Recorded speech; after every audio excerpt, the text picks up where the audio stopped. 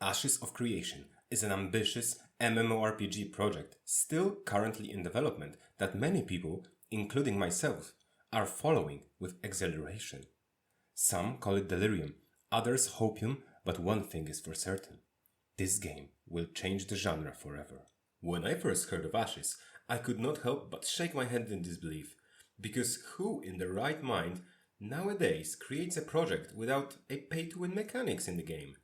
Gives the players freedom to have a direct impact on development of over 80 regions inside the game, letting them become mayors and govern their cities no less, allowing 64 class combinations, more PvP and PvE options than what we currently have on the market, basically offering us a second life in the fantasy world and only a bit less complex than the real one.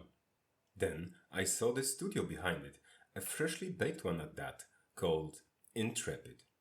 My disbelief was complete, because we saw many of these Kickstarter projects already and how they skimmed the money out of hopium-induced players, and then disappeared, never to return.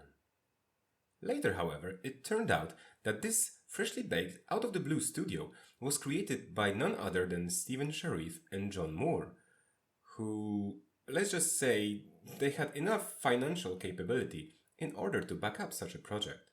Dudes are rich, yo! Next up, we had a very promising Kickstarter fundraiser adding another millions to the pot. And last but definitely not least, the studio was strengthened by the elite of game design that are currently working on this project as I speak. At the moment of this video release, Ashes has completed Alpha 1 and is preparing its players for Alpha 2, closing signups in September, stating that it already has enough testers, which upon quick data checks are around 200,000 people. Crazy stuff, not gonna lie. So, what is the magic behind it all? Let me explain it for you, one amazing feature at a time. First of all, the node system. The world of Ashes of Creation will be split into 85-ish regions called nodes. Let's say you and your buddy start your journey together. You like what you see around you and decide to quest here, at this very location. You kill monsters, do some quests, and region advances from level 0 to level 1. There appears a fireplace, a few tents, world is changing around you and begins to feel alive. You are joined by other players, and they also quest in that area, filling that node XP bar ever so slightly. You start noticing more buildings, NPCs, sculptures, vendors. There appears a town. There are 6 levels of node progression in total, so it will take some time and effort to change that first camp into a giant metropolis. But then, when you are close to reaching another rank, you are stopped dead in your tracks, because you can't move further. A neighboring node has made it impossible to progress forward because your interests are not aligned. This system was designed specifically to instigate PvP interactions amongst players. You would need and want to fight your rival node in order to progress yours, and it will become your daily routine. And why is our node better than theirs? There are 4 different types of nodes: scientific, economic, military, and divine. Each of them possesses different buildings and grants different bonuses to the controlling players. As for example, economic nodes will boost your trading and profits, and its main inhabitants will be merchants. It isn't the only difference between nodes, because from the race which contributed the most to its growth would come the style of buildings and general architecture. It may be a good idea to gather your elf friends and get into the forest to create a Lothlorien-style city, or the Mines of Moria if you are from the Durin's folk. At the beginning, I also mentioned that the players can become mayors in their respective cities. But that would not be an easy task, oh no. And as for example, the military node's mayor would have to outlast every other gladiator in the arena in order to claim that title. Good luck to you all, gentlemen. Trial by combat in its best form. I believe it's time to move to the core of this game: PvP. In here we have a ton of different modes to choose from when it comes to hurting other players. From the basics like duels, battlegrounds and arenas, to some more complex or unique like castle sieges and caravan escorts. All of that during seasons lasting 6 months. When it comes to world PvP, it would resemble Lineage 2 or Tibia, if you're familiar. Yes, I know I'm old. When you attack a white named player, your color changes to purple or red. And if the player fights back, you can try to kill each other fair and square. However, if you decide to kill that white named innocent soul when he didn't fight back, you will become corrupted, and other players would have the right to kill you without changing their color. If you went into the rampage, a bounty will be set on your head, and you may risk dropping experience and loot upon death. Okay, so the caravan escort. This is a feature this game offers us, and it is a very unique experience, but not entirely new. We had something similar in the game called Silk Road, where whole guilds were created in order to raid those caravans. Basically, there is a defender and the attacker team, both counting on getting their share of the loot. A caravan moves from one city to the other, creating around itself a PvP zone, inside of which players try to destroy or defend it. Sieges also existed before, but Intrepid are taking it to the next level, allowing 250 versus 250 player battles. I can already smell your CPUs frying. Good to mention also Guild Wars, where the whole conflict would be around completing interesting missions such as killing a particular player or sneaking into one of the other guild castles to steal an important artifact. Some good fresh ideas from Steven and the team here. Next up is the world of player versus environment. In here we also have something innovative. You probably would have thought that PvE content would be mostly instanced. Nothing further from the truth. In Ashes, 80% of raids and dungeons are happening in the open world. If you see a mine that you want to venture into, go ahead, you will not face a loading screen. But be careful, because the deeper you go, the more challenging it becomes, and you would definitely need a strong team in order to get to the furthest depths. Steven and the team confirmed so far that there would not be a dungeon finder, so it would fall onto us to gather a mighty team. Developers are putting a big emphasis on communication and social interactions, as this will be the main driver of this game.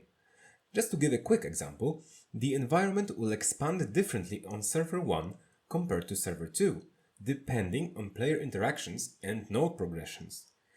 Players from Server 1 will have an entirely different experience to that from Server 2. I think that's just brilliant. Moreover, the environment feels alive. The story of the particular node evolves. In one of the recent monthly showcases of Ashes, developers ventured into Highwayman Hills in the Riverlands biome. At this moment of time, story of the region was that a large group of Minotaurs took over the region from the bandits who occupied the hills usually. I definitely wanted something like that in an MMO for a long time. Living, breathing, and constantly evolving world. Pure poetry. Taking a break from your adventures is necessary, and what better place to do it, if not your own home? Yes, Ashes promises to deliver on 3 particular types of player housing. Apartments or rooms, which will be instanced, buildings inside the nodes, which can serve you as a home, and of course freeholds, with the last one being the hardest to obtain. We do not have all the details on these, but so far the designing team are working very hard to deliver us those sweet decos. Okay, but we did not create our character yet, now did we? How can we experience all that goodness if we don't have a face? We can choose from 9 different races. We have 2 human races, 2 elven, 2 dwarven, 2 orcish ones, and a completely different race called Tulnar, which live underground. They will have their own racial abilities, but they won't be class specific. Each race can become every class, and we also do not have a gender lock. As I already mentioned, social interactions are the core of this game, so developers allowed us an option to spawn near our friend if we happen to choose different race than him. We can pick 4 different spots on a 480 square kilometer map. Yes, you heard that right. This game will be humongous. So, which class is for you? Well, that will not be an easy question for all you alcoholics out there. First choice is 8 main classes from Fighter, Tank, Rogue, Ranger, Mage, Summoner, Cleric and Bard. Then you would have to choose a secondary class from the options I already mentioned, mixing them up, eventually creating our so-called archetype. How this would work is your main abilities from the first class you chose will be augmented by the second class choice. To give a quick example, a Fighter's Charge is an ability that allows you to quickly get to your opponent, but if you have chosen a Mage as a secondary, this ability will now have a Blink augment, which may pass through some mechanics that would otherwise block or harm your character. Apart from that, we have really interesting abilities such as sensing traps or finding hidden paths, and many more to come, as we are only in the alpha phase. Few other features that deserve a quick mention: you can join other guilds, not only those created by players, for the likes of thieves, scholars or traders. This would unlock some more perks for housing or roleplay. I have not seen that before, and I believe it will differ from reputation farming of World of Warcraft. Last but not least, we have crafting. As you may have already guessed, it will also be very ambitious. You can learn many different crafting and gathering professions, but master only one. This will make you stand out as an artisan and be a powerful ally to your node, making specific items such as catapults, mounts, potions and what have you. In here, cooperation also plays a big role, as gathering, processing and manufacturing cannot be done single-handedly. And crafting will matter even at the endgame. Steven and the team mentioned that the best armors existing in the game can be crafted by players, which will give alternative to the ones who don't raid or play PvP. For the summary, I left the most important question. Who is this game for? It was said from the beginning that this title will not have extensive quick travel nor participation trophies. Leveling to the cap, which at this moment stands at 50, can take even up to 300 hours. PvP orientation and risk-reward systems are also very demanding. It doesn't seem very casual friendly, to be honest. There will clearly be distinction from hardcore players. But isn't that the case in every MMORPG? Myself, I am waiting for this game for so long, I almost forgot I became a casual. However, I already warned my family that I will no-life this title like there's no tomorrow. In order to do that, however, I would first need to clear up more hours in my day-to-day schedule to both play and deliver fantastic content. And this channel is the start of me doing just that. So, if you enjoyed this video, don't forget to like and subscribe for more weekly content that revolves around fantasy and sci-fi world. See you next week, gamers! Ciao!